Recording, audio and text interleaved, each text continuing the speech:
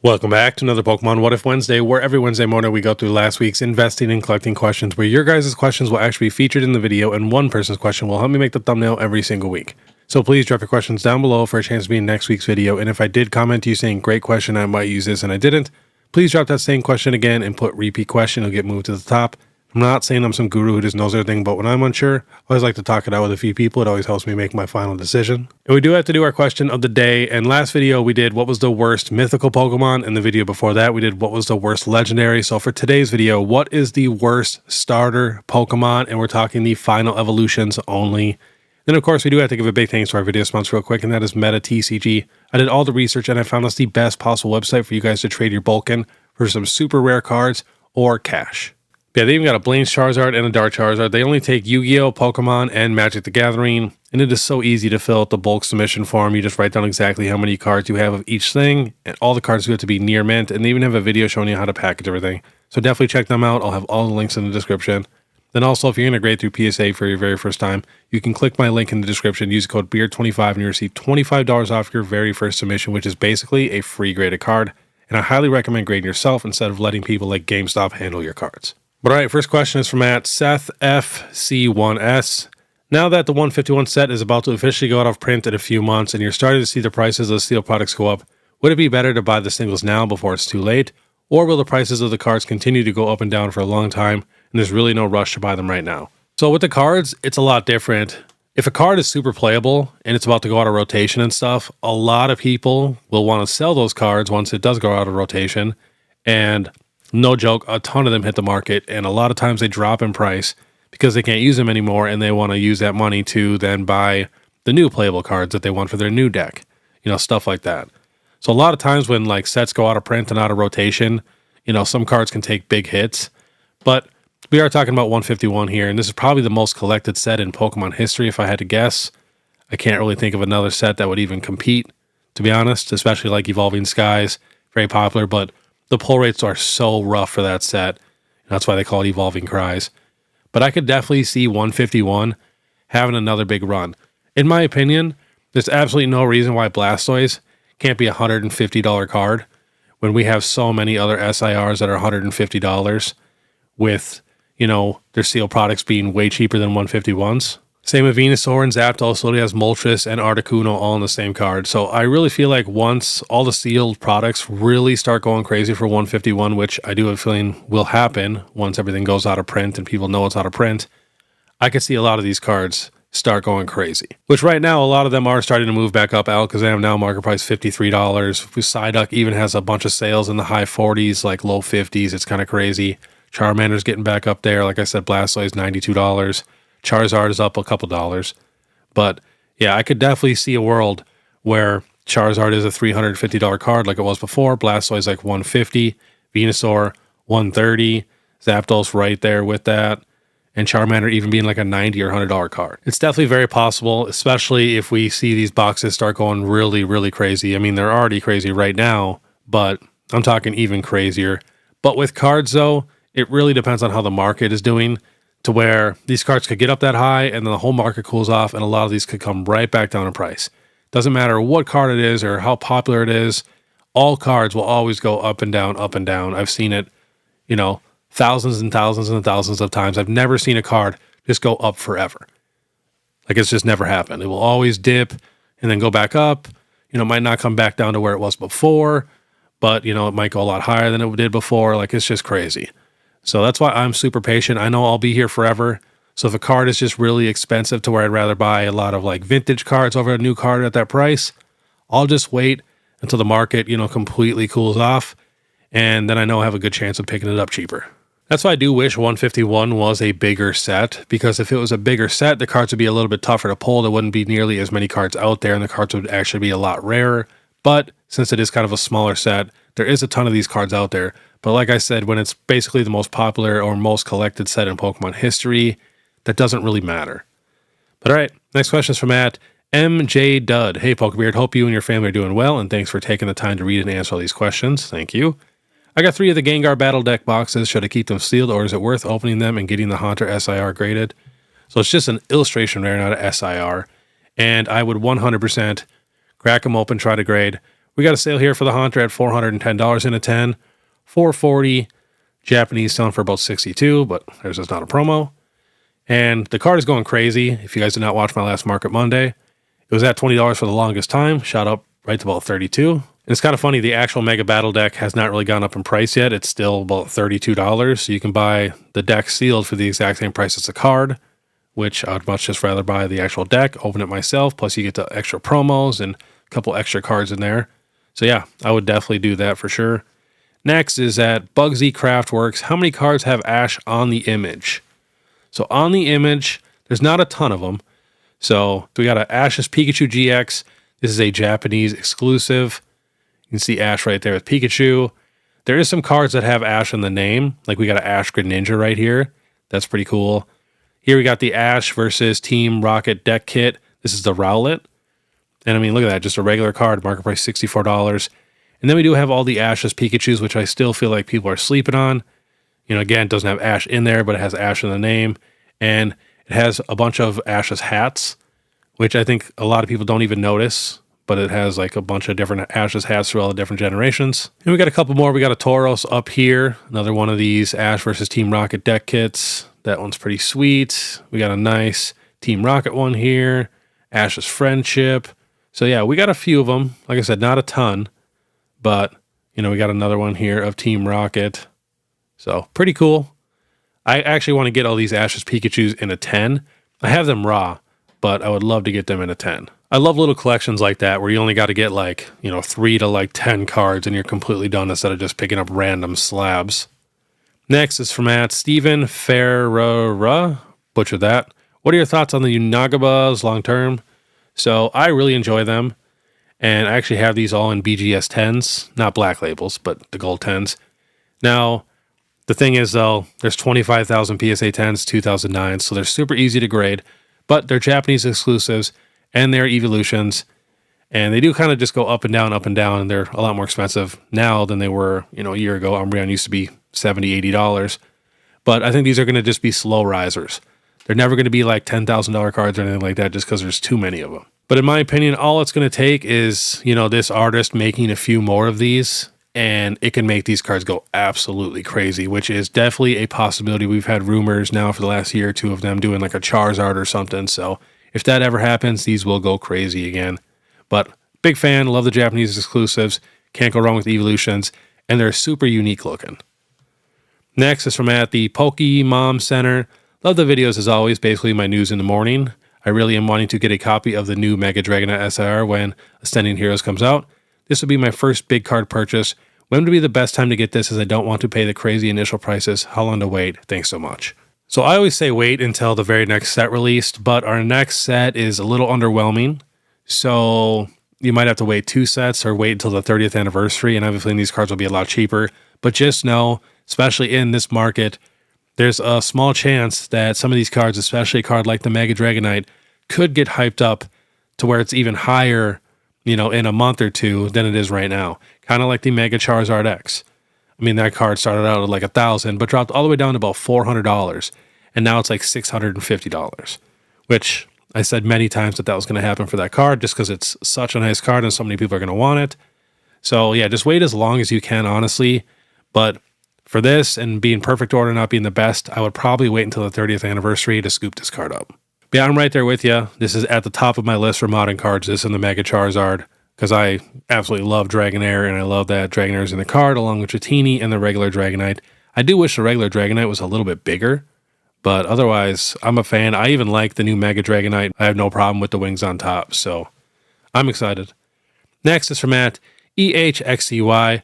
Mr. Beard, I have a thought. I feel like long-term Perfect Order will be very underrated. The cards, in my opinion, are actually very nice if you compare them to sets like Shroud of Fable.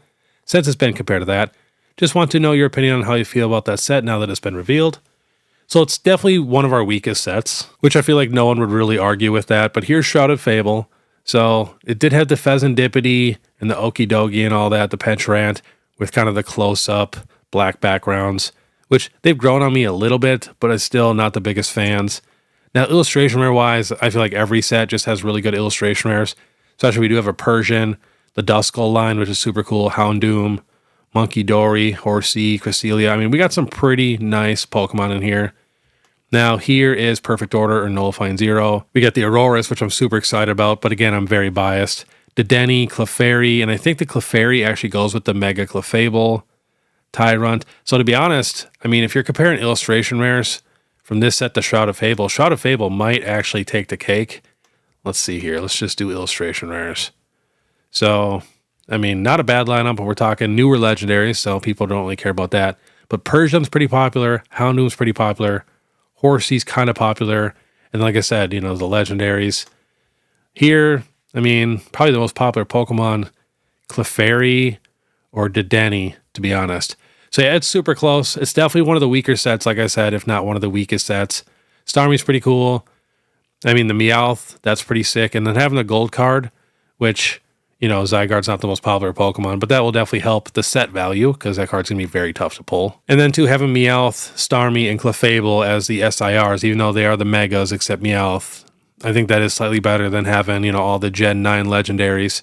So, yeah, I do like Perfect Order slightly more in the SIR department, but I do think Shroud of Fable has a slightly better illustration rare department besides the Auroras. And, yeah, I'm sorry to say, but it's definitely one of the weakest sets, if not the weakest set that we've gotten in the Scarlet and Violet and the Mega Evolution era. Right there with Shroud of Fable. But again, I'm still getting my Pokemon Center ETBs. I'm still going to get my booster boxes. If they make some really nice collection boxes with some good promos, I'll pick those up. You know, just like Shroud of Fable with the Kingdra box and the Greninja box. I mean, great boxes, not the best set. All right, next is from at Pokemon. I have a lot of Pokemon Center ETBs. How do you balance your collection between PC ETBs and booster boxes? I feel like I have too many PC ETBs and I should trade them for some booster boxes. Do PC ETBs have a ceiling? Booster boxes are tested. Now, that's why I actually like the Pokemon Center ETBs, is because they're not tested. We don't really know how good they're going to do. Yes, it is slightly more of a gamble, but that's why I do like to do kind of half booster boxes, half Pokemon Center ETBs. But I'm basically trying to get as many Pokemon Center ETBs as I can. I mean, we've already seen how good regular ETBs can do, and there's a lot of regular ETBs that have beaten the booster boxes. And even right now, with all the Pokemon Center ETBs dropping a ton in price, they're still beating pretty much every booster box, percentage-wise, because they only cost $60 compared to a booster box that costs $160. So I would not worry at all. Just keep grabbing Pokemon Center ETBs. Of course, you know, you could trade some of those for some booster boxes to have some diversity, and it's nice to have booster boxes. But here's the one thing that I think about. There's people out there that can order thousands and thousands and thousands of booster boxes, like Elf Investments and PokeNE. You know, they can just order as many as they want. You know, they get crazy numbers. But guess what they can't do? Even the biggest person in the world, they can't just go to the Pokemon Center website and order as many Pokemon Center ETBs as they can. They got to either sit in the queue or they got to do a bunch of bots. And even then, it's not guaranteed you're going to get thousands and thousands of them. That's why I like the Pokemon Center ETBs. And I genuinely feel like people are even sleeping on them still, even though they're pretty expensive, but I could see them being worth a lot more just because of how exclusive they are compared to every other product, even compared to booster boxes.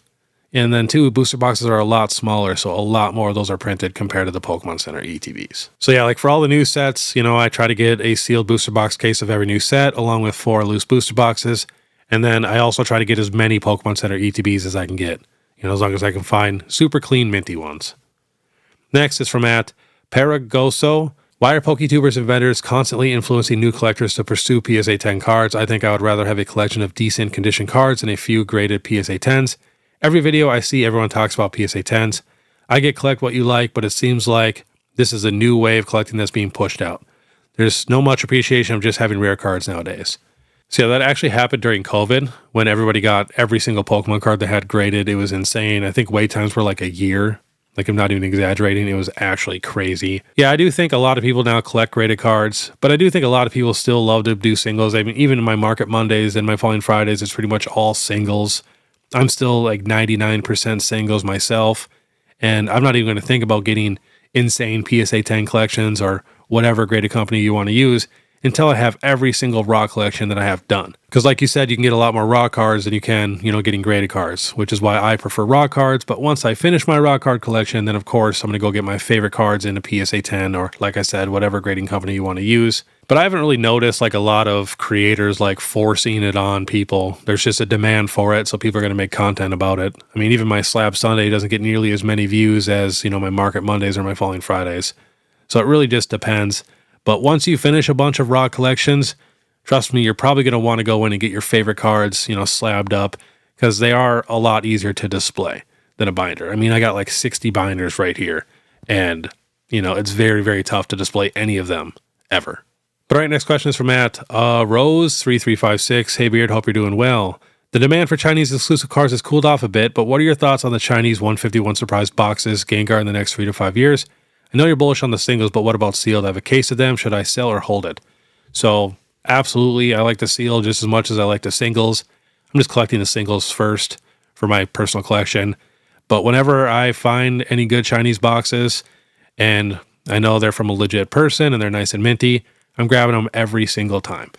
I'm going all in on the Chinese exclusives until we get our first, card that was a Chinese exclusive reprinted and anything else.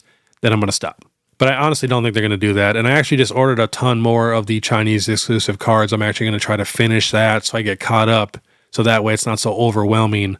And then like when we get a new set, I just got to get like a couple cards, like the new Ponyta AR that's coming out. That thing looks absolutely insane. But yeah, I love all the Chinese exclusive stuff. Next is from AJ Burke. Hey PokeBeard, do you have any tips on collecting vintage mid-era cards? I find myself being too caught up in card condition for a grading play. As you know, most older cards are extremely hard to find in near mint condition with little to no whitening. For myself at least, since starting, I've collected mainly modern era stuff, making me a stickler when it comes to the condition of cards. I'm currently setting my eyes on doing a master set of collecting every level X card as they are super nostalgic for me. Any tips or advice for this? So a lot of times when I cannot find, really clean raw cards and I just want to get this collection done, I buy a lot of nice like PSA 6, 7s, and 8s, and I just crack the slab and I throw it in the binder, or a 9 too if you're super, super picky. Will cost a little bit more, but I've done that a ton, especially to finish off sets if I just need a few cards and I'm just waiting and waiting to get these clean cards. But yeah, I'm also collecting every level X card. I have them all completed, but I got to replace probably maybe like 15 cards that are definitely closer to moderately played that I want in near mint.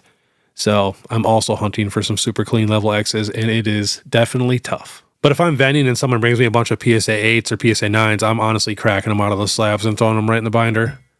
All right, next question is from Max McKenzie. Hey Beard, I'm thinking of getting into grading and would like to sell the graded cards for a profit once the submission returns and rinse and repeat this process and hopefully grow to have a solid collection. I'm based in the UK and wait times for PSA is super long. Is it worth grading with Ace for the faster turnaround times despite the slabs being less desirable? This would also help me get used to the grading process. Honestly, I haven't heard the best things about Ace. And I know like in the United States, it's almost impossible to move an Ace slab. But again, I don't really know how well Ace sells over there. So maybe go to your next couple shows and ask some of the vendors and kind of see what everybody has. But your best bet is probably PSA. Next is from Mr. Logan Young. Hey Beard, I pulled a Mega Charizard from PF and have sealed booster box left over. What do you think about trading both and maybe a little more for the Umbreon from Prismatic for long-term value? Honestly, I like the Mega Charizard so much more than that Umbreon. Especially you're getting a sealed booster box on top. I probably wouldn't do that trade. But again, I'm not the biggest fan of that Umbreon from Prismatic. And I honestly feel like a lot of people don't like it as much as the Charizard or the Umbreon VMAX, in my opinion. Especially I feel like half the hobby doesn't like the crowns and stuff, even though with Umbreons it does look pretty good. But Umbreon is a lot more rare, technically, because Prismatic is such a big set. Pull rates are so tough. But we're talking, basically the best Charizard card we've ever gotten. So it really just depends on if you really, really want the card. All right, next is from John Heitkamp. Should I sell trade my sealed case of Shroud of Fable ETBs and 2 Stellar Crown ETBs for 151 of Prismatic? Seems like those sets will be highly desirable in the future. Also maybe Destined. Destined seems so expensive already, but maybe it's just another set like Evolving Skies that just keeps going up and up. So even Evolving Skies went down in price. And I do think once we get a decent reprint of Destined Rivals, it will definitely take a little dip. But I would totally be fine with trading that stuff for some 151, stuff like that, especially 151. It's getting pretty old, like we were talking about earlier.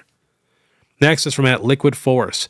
Hey, PokeBeard, I have a bunch of commons, uncommons, and trainer duplicates from base, jungle, fossil, and Team Rocket sets that are minty. Most unlimited, some first edition.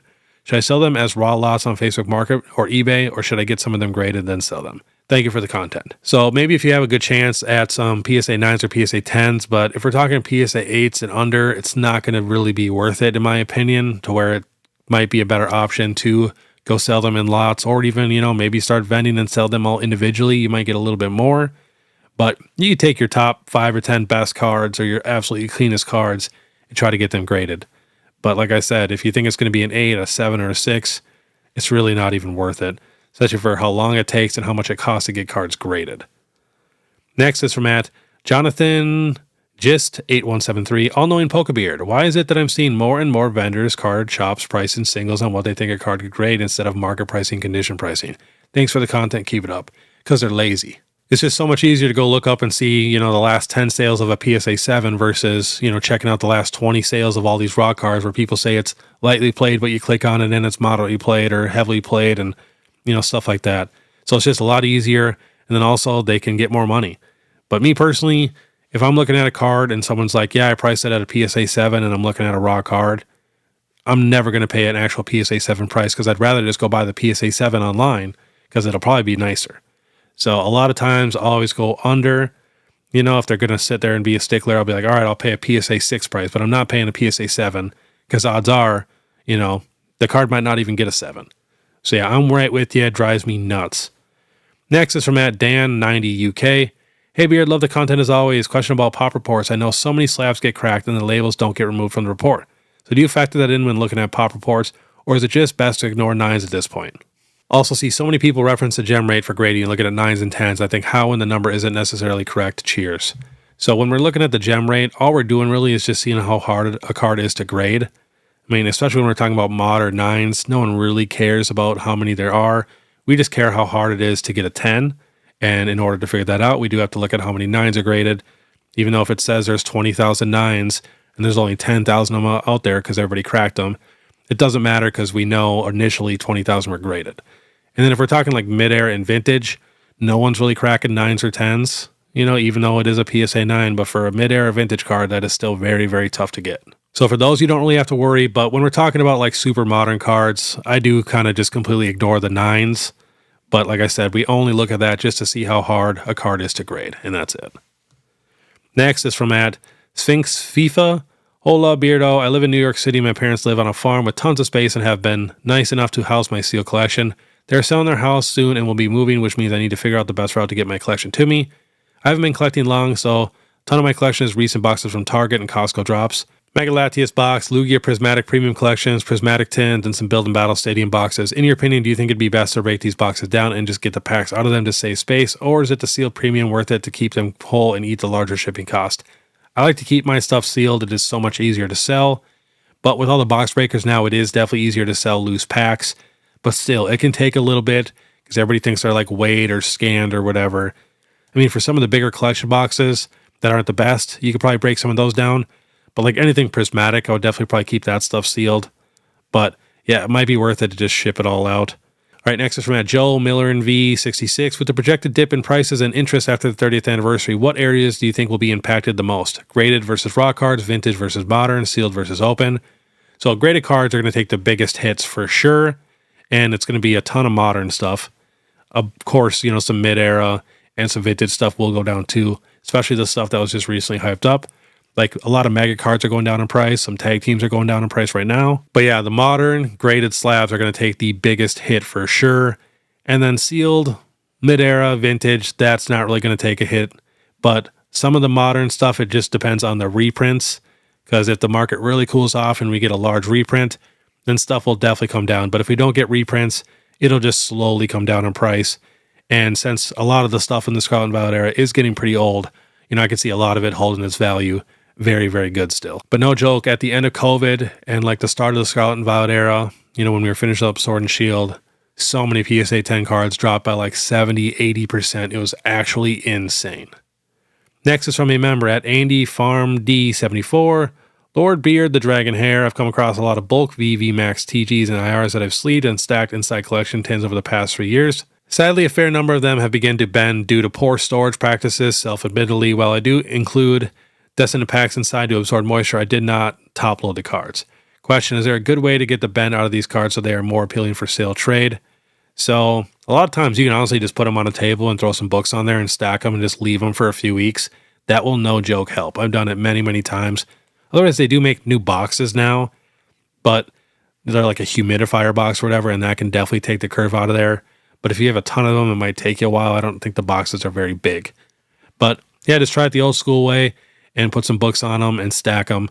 But yeah, if you do not actually top load the cards or have them in a binder, they will definitely curl. Next and last on the list is from Matt Dub. What do you think about investing in Blackbolt and White Flare? It seems cheap for a special set and seems to be printed less than other special sets like Prismatic and 151.